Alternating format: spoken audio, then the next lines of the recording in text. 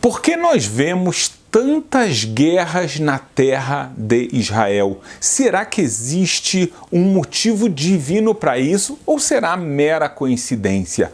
Vem comigo estudar agora o que está escrito no livro de Juízes. Lá Deus manda uma mensagem direta. Vamos entender um pouquinho. Josué entrou com o povo de Israel na terra de Israel, fez a conquista da terra de Israel e aí ele vem a falecer. Logo depois disso a gente começa o livro de Juízes. Veja o que está escrito no livro de Juízes. Estas são, pois, as nações que o Senhor deixou ficar na terra de Israel, tem um objetivo, para por elas provar a Israel, ao povo de Israel, o que todos não sabiam das guerras de Canaã, ou seja, que houveram guerras milagrosas que Deus esteve junto do povo de Israel. Mas aqui agora vai aparecer o primeiro motivo.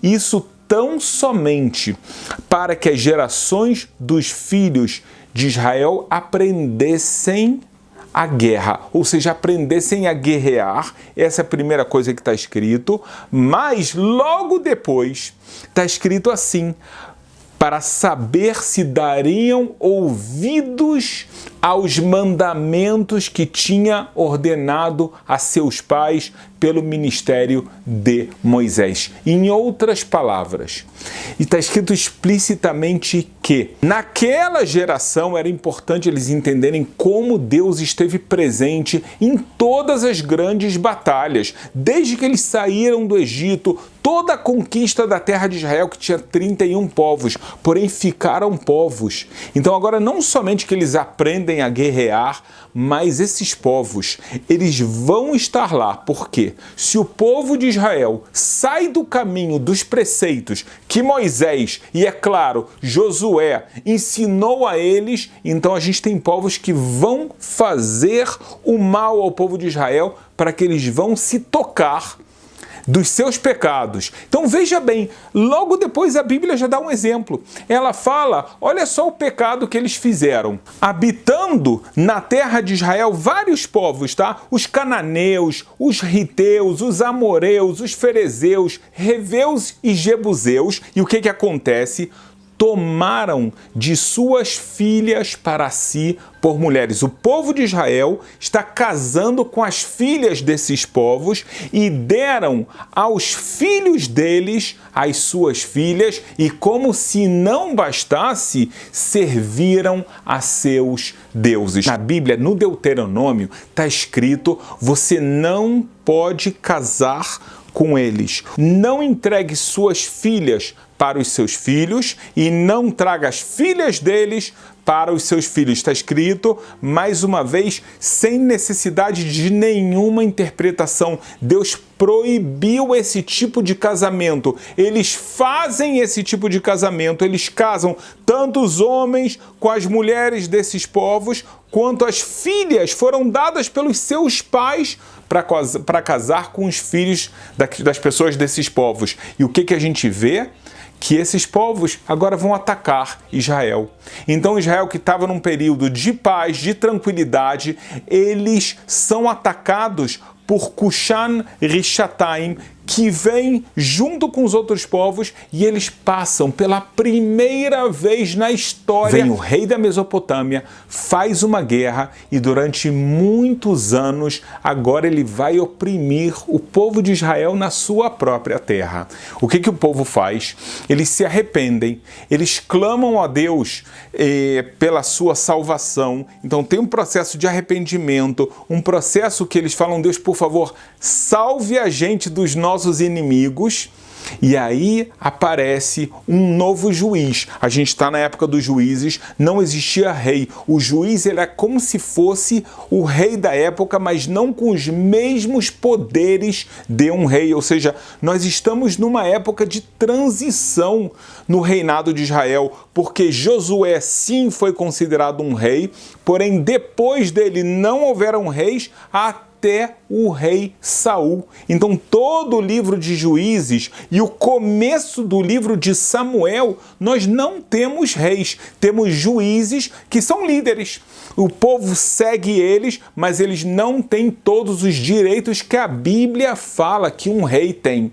Esse juiz que vai aparecer é Otniel, filho de Kenaz. Ele era uma pessoa extremamente sábia e corajosa. Então ele toma a liderança e mesmo com o reinado da Mesopotâmia forte, oprimindo, ele consegue juntar um exército, ele reza para Deus e ele consegue vencer a batalha. E aí o que acontece? Veja bem, mais uma vez a gente vai ter agora 40 anos de tranquilidade na terra de Israel. Mas não se esqueça, o que está escrito na Bíblia? Nós lemos o livro de Juízes, mas veja aqui outra passagem. Livro de Números está escrito o seguinte: fala aos filhos de Israel e diz-lhes: quando houveres passado o Jordão, vocês estão entrando na terra de Israel, lançareis fora todos os moradores da terra diante de vós, e destruireis todas as suas figuras, todas as suas imagens de fundição, e desfazerei todos os seus altares. Porque, se você não fizer isso, o que vai acontecer? Eles serão para vocês como espinhos nos vossos olhos e por aguilhões nas vossas costas, e eles apertarão vocês na terra onde vocês irão habitar. Então, o que nós vemos que a Bíblia está falando, se você não tirar as pessoas que fazem idolatria, que estão praticando a idolatria, vocês vão acabar aprendendo disso e serão castigados por isso. Pelos mesmos povos que vocês estão buscando se unir a eles, aprender a absorver a cultura, e infelizmente a religião pagã deles, eles mesmos irão te atacar. E é o que acontece.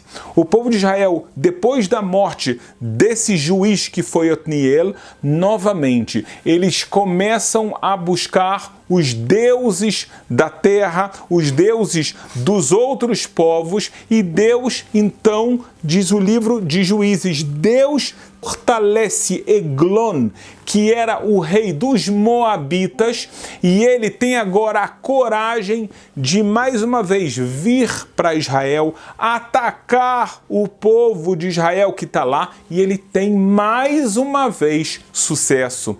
Ele era um homem muito grande, a Bíblia diz que ele era muito obeso. Ele juntou outros povos juntos com ele nesse ataque, e eles acabam dominando completamente a terra de Israel. Agora vai ser muito mais difícil do que o reinado da Mesopotâmia, porque o reinado da Mesopotâmia era um reinado forte, mas não era tão forte. Agora a gente está falando de vários povos que se uniram e dominaram por causa dos pecados. Então a gente está vendo aqui uma segunda guerra, e está claro a causa e a consequência. Houve uma causa, vocês fizeram pecados. No primeiro caso, casaram da forma errada, com as pessoas erradas, ainda praticaram a idolatria. Nesse segundo caso, a idolatria ainda ficou maior. Então veio o rei de Moab, junto com amonitas e filisteus, e assim por diante. E agora, de onde vai vir a salvação? Eles são tão maltratados que, mais uma vez, eles se dão conta do seu pecado. Quando eles se dão conta desse pecado, eles se arrependem, buscam a Deus, que mais uma vez faz surgir um novo líder, um novo juiz. Dessa vez é Ehud, filho de Gerá. Ehud, filho de Gerá, ele tinha uma astúcia muito grande. O que acontece? Ele está dominado e ele é o juiz. Então o que ele faz? Ele reúne ouro e prata, e ele vai até Eglon, que era o grande líder. As pessoas temiam muito, muito, muito ele. A Bíblia conta algo muito curioso. Ela fala que Ehud era canhoto. Uma vez que ele era canhoto, ele botava a arma dele, a espada dele, ele botava uma faca do lado direito para conseguir tirar com a mão esquerda e direto poder utilizá-la. Então ele esconde desse lugar, tá? Naquela época, as pessoas sempre colocavam as facas, se você era destro, do lado esquerdo, se você era canhoto, do lado direito. Mas não existiam tantas pessoas assim. Então o que faz Ehud? Ele vai até Eglon e ele fala: eu sou o seu servo. Ou seja, ele é o líder, mas ele fala: eu sou o seu servo e nós trouxemos aqui ouro e prata, porque você é o nosso rei, você é o nosso líder. Vejam bem, então Eglon, em frente a todos os seus súditos, todos os seus ministros, vê uma coisa dessa, é claro que ele vai receber o ouro e a prata. Mas nesse momento, Ehud fala para Eglon: porém eu tenho um grande segredo para te contar. Eglon fala um grande segredo, provavelmente mais lucro. Ele fala: cala-te, não fala nada. 1 minuto. Ele pede para todas as pessoas saírem de perto e ele leva Ehud para um aposento especial mais isolado que só Eglon utilizava, exatamente para os seus afazeres particulares ou secretos. Então aqui a gente tem um motivo dele estar assim, e realmente Ehud fala: eu tenho algo secreto de Deus para você. E ele fala, Eglon fala: o que é de tão secreto? Ele retira a espada dele e ele faz a espada entrar completamente nas entranhas de Eglon, causando a sua morte. Porém, a porta, nesse momento, vai ser trancada por Ehud e ele consegue escapar até que todos consigam perceber o que aconteceu. Já passou muito tempo, Ehud ele consegue fugir. Ele volta para o acampamento de Israel e fala para todos: pessoal, Deus aceitou o seu arrependimento da idolatria. Vamos nos unir todo o exército e vamos atacar os nossos inimigos. Nesse mesmo momento, acabam arrombando a porta onde estava Eglon. Eles veem uma morte terrível, assustadora, e eles falam: o que aconteceu aqui? Como pode ser? Então eles estão amedrontados e nesse momento vem o exército de Israel, que por um lado ele era mais fraco, mas ele está no momento certo. Então mais uma vez eles veem a mão divina e mais uma vez o que nós vemos? Um período de tranquilidade na terra de Israel. Veja bem, quem estuda o livro de Juízes vai ver esse processo acontecendo todo o tempo. Por um lado, existia um tempo de tranquilidade, onde o povo estava vivendo bem, não havia guerras, eles podiam se desenvolver economicamente, até militarmente, mas o mais importante que Deus esperava era espiritualmente. Porém, essa tranquilidade leva a um esquecimento de Deus. Leva o povo de Israel a absorver a cultura, os deuses de outros povos, e eles começam a praticar a idolatria e a fazer o mal aos olhos de Deus. Nesse momento Deus fala: é assim, eu vou te recordar qual a verdade. Como? Mais uma vez, guerra. Então essas guerras elas sempre voltam, começando com tranquilidade, vem um período de pecado, depois do período de pecado vem a guerra, uma guerra pesada que eles perdem, e não somente perdem, como eles são dominados.